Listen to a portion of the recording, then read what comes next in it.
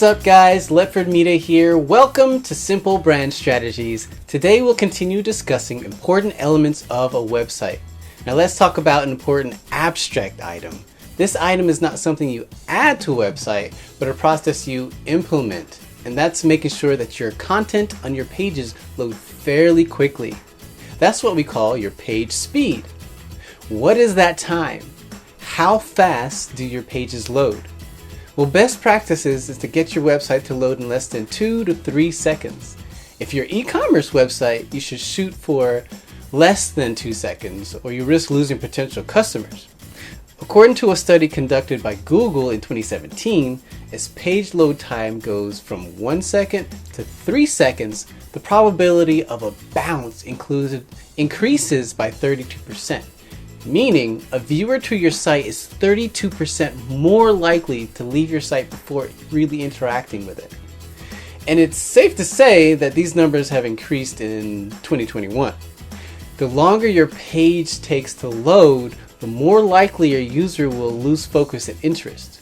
Now, this day and age, we also have to start thinking about mobile-first designs, as mobile minutes account for 79% of online time in the United States alone. And because mobile devices tend to be connected to cellular towers instead of a fast wired connection like a desktop, page load times will be slower.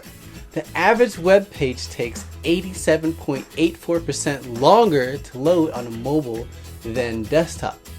Well, what does that mean? Well, 53% of mobile site visitors will leave a page if it takes longer than 3 seconds to load, and bounce rates are higher for mobile shoppers compared to tablet and desktop users. So what can you do? Well, studies show that when a page load time was decreased by just 1/10 of a second, it resulted in a decreased bounce rate and an increase in engagement, page views, and conversion rates across various industries. So how do you decrease your load time?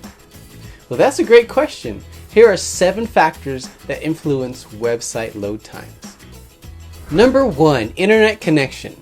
This is the speed of your internet connection. No matter how much you optimize your website, there really isn't much you can do about your viewers' internet connection, unfortunately. They can have a fast or slow connection. It's really all on their end. Number 2, your hosting service. The website hosting company you choose can have a huge impact on your website's load time. If your host company is slow, your whole website will be slow. The type of plan you choose, the server speed, and uptime are probably the most important factors to keep in mind when you choose a web hosting company. Number 3, the browser. The browser your customers use can also affect your page speed. Older versions of browsers may have difficulty loading larger image files and code. Number 4, plugins. While your plugins are a great way to add functionality to a website, having too many can hurt your page load time. If you do choose to use a plugin, make sure it's optimized or built to improve page load time. If not, you risk slowing your site down. Number 5, heavy CSS and JavaScript. A website can contain many JavaScript and CSS files. If these files are not optimized properly, they can slow down your website. Number 6, cache clearance. The computer you or your customers use can also have an impact on your page speed.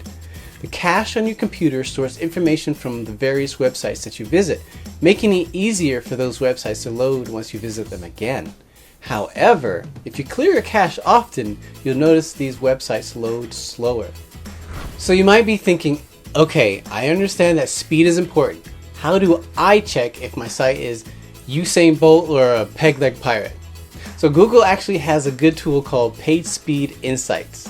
It will check your mobile and desktop versions of your site, give you a score on your speed, and provide suggestions on how to improve your website. So I hope this video has been helpful to your online presence. If you have any questions, comments, or concerns, contact us at ledfordmedia.com and join us next time as we put your brand into focus.